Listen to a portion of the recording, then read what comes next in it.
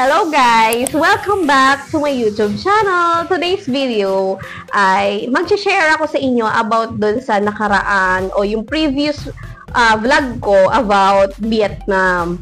So, ang i-discuss natin for today ay unang-una, syempre, ano ba yung mga pin-repair naming documents before yung flight namin? And then, ano nga ba or magkano nga ba yung nagastos namin kapag kami ay, magkano ang nagagastos namin kapag kami ay nag-out of the country. So, ito ay based lang kung paano ako nagko-compute, kung magkano lang yung allotted na pwede namin gastusin tuwing kami ay lumalabas. Especially, itong Vietnam vlog namin na ito ay tumagal to ng halos 1 linggo. At gusto ko naman makapag-share sa inyo ng tipid budget yan. So, yun yung i-discuss ko for today's video. Okay, so simulan yan. Sige, simulan na natin. Sa una nating discussion ay ano ba yung pin-repair naming documents na before kami mag-flight. So, unang-una, since mag-asawa kami na bumabiyahe at hindi naman na ito yung first time naming bumiyahe, hindi na masyadong critical or hindi na masyadong mahirap yung mga documents na kailangan namin i-prepare. Pero, at the same time, kasi mamaya hindi natin alam kung ano tatanungin sa atin sa immigration, nire-ready ko pa rin yung same documents na nire-ready namin nung first time traveler pa lang kami. So, unang-una, syempre, kapag magta-travel kayo, unang-una, dapat dala-dala nyo yung inyong passport. Ayan. And much better din dapat kapag magta-travel kayo out of the country, dapat may yung validity ng passport nyo hindi na bababa ng 6 months. Kasi anything na magka-problema kayo yan. At saka yun din talaga nire-record tuwing magta-travel kayo. Okay, so first one is your passport. Second, syempre, i-ready nyo na rin yung inyong birth certificate, pero hindi naman yan hinahanap. Kaya lang, in case lang naman, i-ready nyo lang din.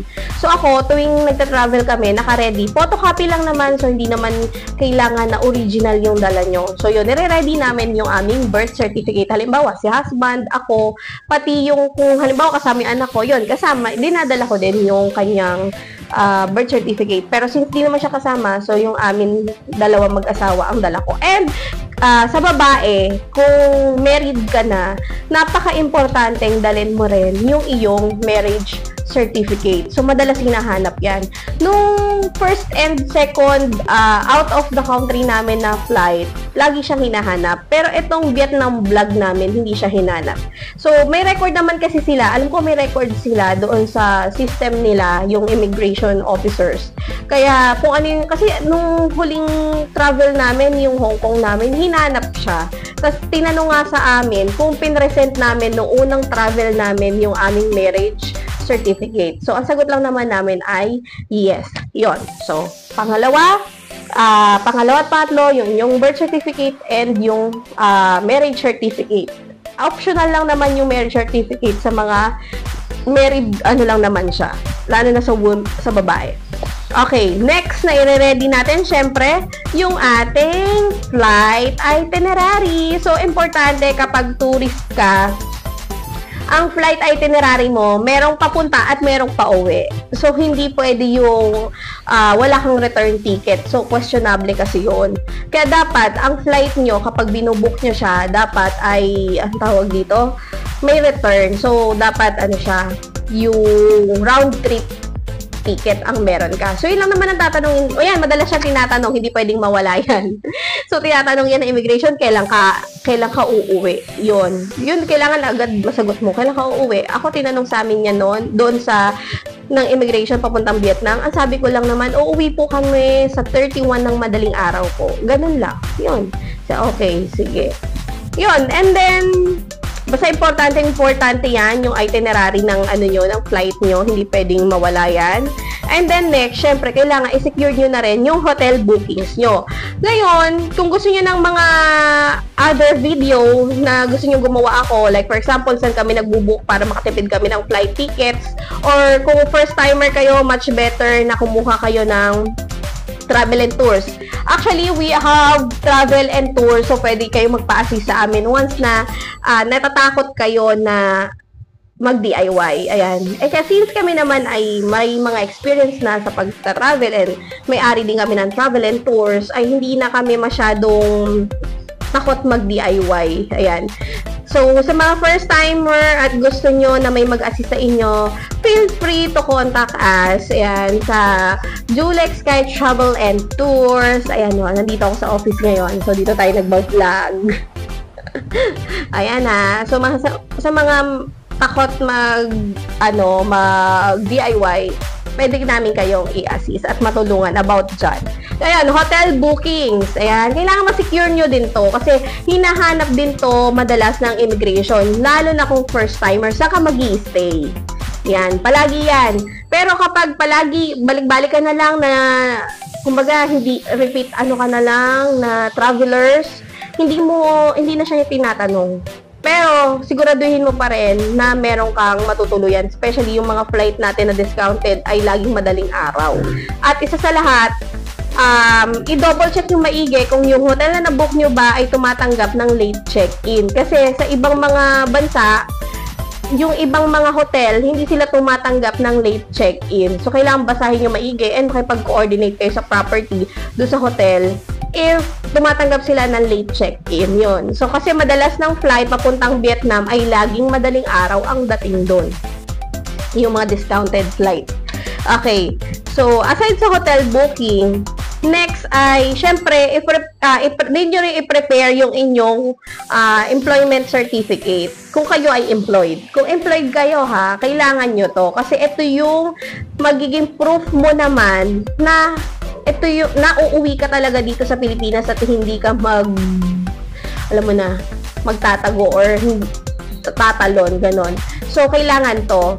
I-ready nyo na rin yun. Kung kumuha na rin naman kayo ng employment certificate, make sure kumuha ka na rin ng leave form kasi hinahanap din yan. Nakatunayan na nag-leave ka lang para sa tour na yon at uuwi ka at babalik ka. Pero kung hindi ka naman employed, kagaya namin, hindi naman kami employed, kami ay mga self-employed, kami ay may mga business, ang kailangan lang naman namin i-present dito ay business permit and the ITR. Yun lang naman.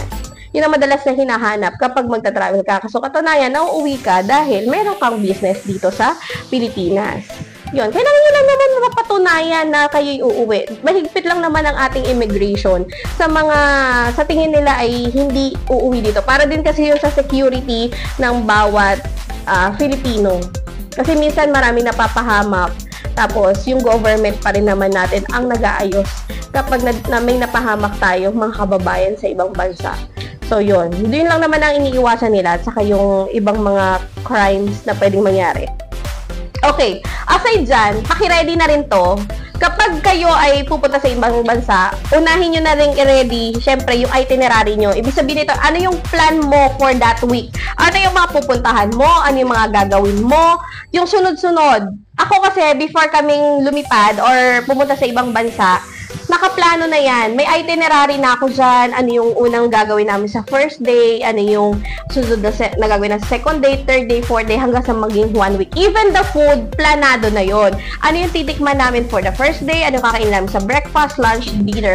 Inaayos ko na yon. Kasi nga, since tayo ay content creator, kailangan alam ko na rin kung ano yung mga dapat bigyang pansin ko kung ako ay lilipad sa ibang bansa. At para ano yung dapat kong i-share sa inyo. Yon, importante. Pero sa mga first-time travelers, kung kayo pala ay first-time travelers at kukuha kayo ng mga travel and tours kagaya namin, lahat yan ay ire-ready na namin para sa'yo. So, lessen na yung problema mo. Ang kailangan mo na lang secured ay yung employment certificate, leave form, or ITR, yung proof of income mo, yun na lang ang ire-ready mo. Kasi, lahat yan, ang magpe-prepare na yan, yung iyong itinerary, syempre, yung iyong mga tawag dito, yung hotel bookings mo, yung flight itinerary, and then yung tour itinerary mo, lahat yon provided na ng travel and tours. Kaya, mapabawasan yung i-comply mo na requirements na dadalhin mo sa immigration officer. Ano yung ipapakita mo sa immigration officer. Okay, so yun lang muna ang i-discuss natin sa first half nitong vlog natin. Kung ano yung mga kailangan yung i-prepare before flying or before going sa ibang bansa para mag-tour. Okay? Next, paano ko binudget as DIY? Ano to ha? DIY tour ito. Paano ko binudget? Ano at magkano yung naging budget namin for this trip? Watch this.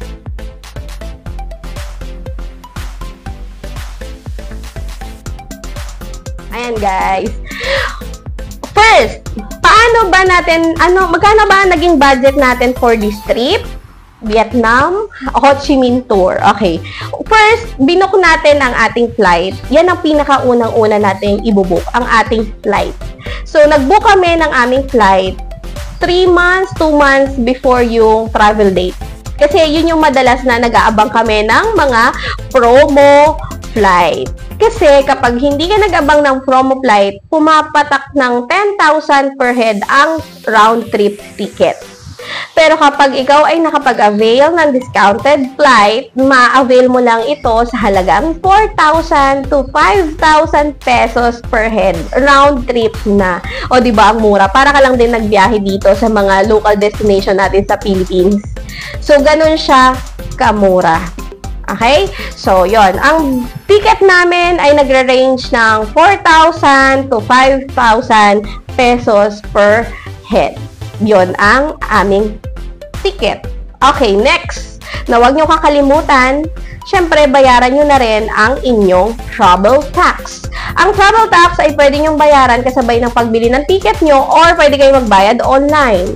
Pwede kayong sa online, pwede kayong gumamit ng cards. Or, kung kayo naman ay natatakot kasi baka mamaya hindi na ma-upload kayo or baka may pagbabago or may changes kayo sa flight ninyo, isa sa mga pwede nyong gawin ay magbayad na lang kayo mismo sa may airport. Na-discuss ko yun sa mga previous vlog ko kung saan banda kayo magbabayad ng travel tax. Ang travel tax ng adult ay 1,620. 50% naman nun ang sa child or sa kids. Ayan. So, per head po ang pagbabayad ng travel tax. Binabayaran po ito before po kayo mag-check-in or kumuha ng mismong ticket nyo doon sa airport. Okay. Next. O, di ba na may flight ka na. Yung inyong hotel ang next naman natin na kailangang i-book. Saan nyo ba pwedeng i-book ang mga hotels na para makapag-reviews kayo? Marami naman tayong mga apps na pwedeng gamitin kung halimbawa kayo ay kayo ay magta-travel. So, pwede rin kayo mag-book through Airbnb. Pwede rin kayong mag-book through Agoda. Hindi to sponsored, disclaimer lang, hindi to sponsored. Ito ay based lang sa aming naging experience sa pagta-travel. Okay. So, sa Agoda, actually, meron din sa Skyscanner, meron din sa Booking.com. So, any apps na makakatulong sa inyo sa paghahanap, i-compare nyo yung mga price ng mga hotel. At syempre, unang-una hanapin nyo yung accessible sa lahat ng pupuntahan nyo. Baka naman makahanap nga kayo ng murang hotel, pero sobrang layo naman dun sa mga, kaya importante pala yung itinerary nyo, tour itinerary nyo, kung ano yung pupuntahan nyo sa first day, second day, third day, para ma-align nyo din kung saan kayo magbubook ng hotel. Okay? So, importante yon. Lagi yon. Magkasama lagi yon. So, kami, sa tour namin sa Vietnam, 2 hotel yung pinagbukan namin. First, since gabi na, kumbaga, yung tour namin ay masyado ng late, nakapag-book kami ng isang araw o isang gabi para doon sa malapit sa airport. Halos malapit lang siya sa may airport, saka walking distance doon sa ibang area na pupuntahan namin ng first day. Kaya lang hindi ko kasi nagustuhan din naman yung ambience ng hotel. Kaya buti na lang isang araw ko lang siyang binook. Yun, binook ko siya sa peso natin, ang price niya ay 800 pesos lang. Yes, for 2 packs na yun. So, ganun kamura yung nabook natin. Pero actually, 800 ko siya binook. Pero, nagka-problem nga pagdating doon sa first hotel. Makikita nyo yun sa vlog ko. Doon sa day 1 natin sa Vietnam, may problema. So, in-upgrade namin siya. Parang pumapatak ng 1,200 na yung naging night namin na mag-asawa. Total, kasi yung kapatid ko ay late naman siya dumating. Okay. So, yon. Yung first day namin ay 1, 2.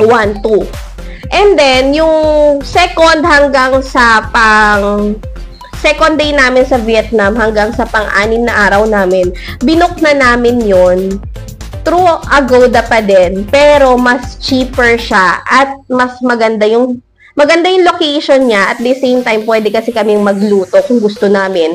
May free coffee, meron siyang rooftop na pwede kayong magstay, and mas maluwag yung kwarto, mas malinis, mas maayos. Yon. Pero mura lang namin siya na-book. Actually, for 5 days, na-book lang namin siya ng 4,500. Tatlo na kami. So, divide 3 yun. Tigwa 1,500 kami per head. Kaya, ang nagastos namin, ayan, sa, ano pa lang, sa hotel, 1,500, sabi mag-asawa, 1,500, saka 1,200. Yun lang. So, parang pumapatak ng 2,700. All in na yon sa, hindi. Sa akin, ano pala yun, 1,500, 3,000. O, di ba confused pa dito? 3,000. For 6 nights. Yon. Yan, 4,200. Plus yung kapatid ko, nagastos lang niya. Since solo traveler siya, ay 1,500 lang. Yon. Then sa food, paano ba namin binabudget ang food?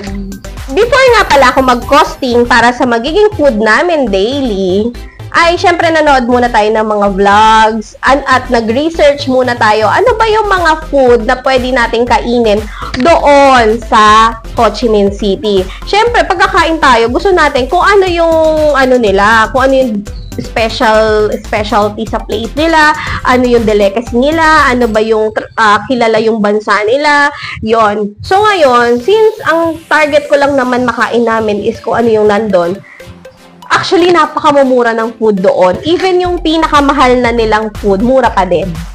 Unlike sa ibang bansa na tuwing kakain ka, sa isang head lang, mag-aabot na ng 500 pesos, dito hindi. So, maximum, ang binudget ko for this tour, per head namin, ay actually, tigwa 100,000 VND per head at saka per head and per kain. Kung halimbawa 100,000 VND sa breakfast, 100,000 VND for lunch, 100 VND for dinner, ganon. For example lang yan and then times 2 kami kasi dalawa kami. So, ang budget namin sa food per day ay 600 VND or Vietnamese dong per day. So, yun. I-compute natin magkano. Okay, guys. Ito, ipapakita ko sa screen nyo. So, pumapatak na 100 VND ang per kain namin per head. So, ito, yung conversion niya sa peso. So, pumapatak siya ng 200 plus. Yan, 200 plus per kain yon. Actually, mura na yon. Kasi, like for example, yung pho. Magkano lang naman yung pho? Pag kumain ka ng pho, mabigat na yun sa tiyan. Kasi malaking bowl yun ng rice noodle with soup and beef or kung ano man yung gusto mong halo doon. Napakalaki na nun. Plus, mag-avail ka ng juice. Actually, hindi ka naman naabot ng 100 VND. Kung kakain ka sa mga resto, yung talagang mga high-end resto, yun. So, kulang yung budget mo. Pero ako, sabi ko nga, nagseset ako ng budgeting before ako pumunta. So, yun ang budget namin. Pwera na lang, kung ang tour namin, katulad nito, nag-tour kasi kami, nag-food trip kami nung gabi. Isang beses lang naman yun. Talagang may pinuntahan kami na night market. Ayun, nag-alat talaga kami ng budget for that. Which is, kailangan matikman namin lahat ng food na hindi pa namin natitikman. Kaya, nag-purchase talaga kami ng maraming food doon. Yun yung ginastosan namin ng 500,000 Vietnamese dong. Okay, ang 500,000 Vietnamese dong, pag kinonvert mo yun, ay, nagko-convert tayo. Ayan, pag nasa siya, 1,142.76 nandun yun. So, madalas ako nag-round up ako. So, parang nasa 1,2 yung nakain namin. Pero 3 naman kami umubos noon. 3 kami kumain noon. So, mura pa din, di ba? Ganon siya kamura.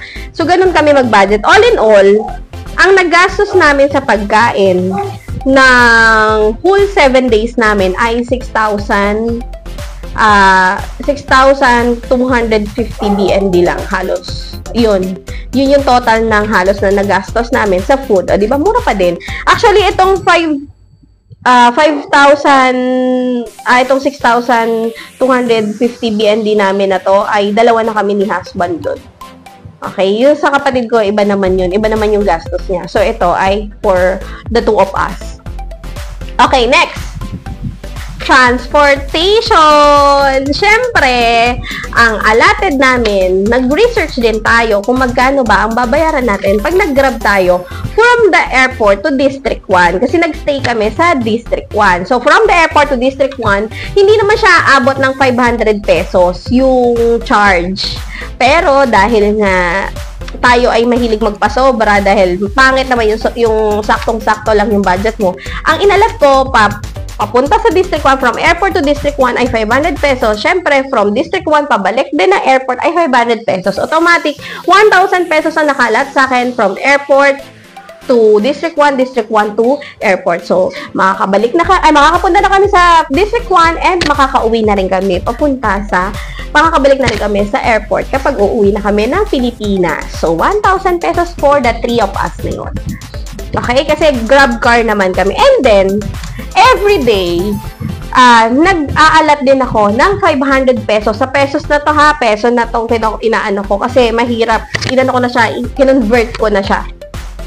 So, meron kaming 4 days, kung hindi ako nagkakamali. Tama ba? Oo. 4 days kami na nag-commute. Kasi nga, yung tour namin, kumbaga wala kaming naka-schedule na tour. Yung 2 araw kasi namin, meron kami nakabook na tour. So, nag-alat ako ng tig 500 pesos na pang-grab namin, balik-balik. So, madalas naman nakakatatlong grab lang naman kami. Hindi naman, halimbawa, from hotel to first destination and then the rest walking na yon kasi kaya nga tayo gumagawa ng itinerary natin kung saan tayo pupunta para planado kung saan ka first pupunta, second pupunta, third pupunta.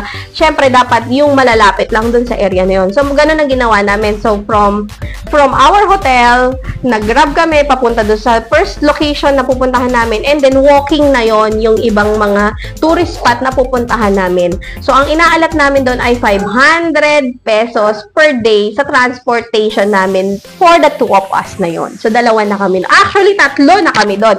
Kasi yung kapatid ko, syempre, pag grab ka, kahit naman 1, 2, 3, same lang naman babayaran mo. Ang binabayaran namin doon, 65 pesos lang. Grab car na yun, 3 na kami. From hotel to location. Laging ganun lang, kasi malalapit lang yung area. Gumastos lang kami ng mahal is nung kami ay tour na. Siyempre, binook natin siya gamit ang Klook. Hindi po ito sponsor, disclaimer lang. Okay, ginamitan natin siya ng Klook. Again, ayan. So, hindi na namin kailangan ng pamasahe doon kasi hindi na namin kailangan ng pambayad sa Grab doon dahil susunduin ka po sa hotel mo at ibabalik ka din sa hotel mo. So, wala akong nilagay doon for 2 days na tour namin. Wala akong nilagay na transportation expense. Yon ay additional expense na yung tinatawag nating tour itinerary na. So, magkano lang naman yun? Parang kung hindi ako nagkakamali, nagbayad lang ako ng 2,500 per head sa tour namin ng 2 araw. Yon. So, total ng tour namin na yon ay 5,000 pesos sa aming dalawa. At ang total naman ng transportation expense namin, 1,000 plus 2,000 dun sa 500 a day. Ang budget namin for transportation ay 3,000 pesos. Okay? So, yon. All in all, magkano ba nagastos namin?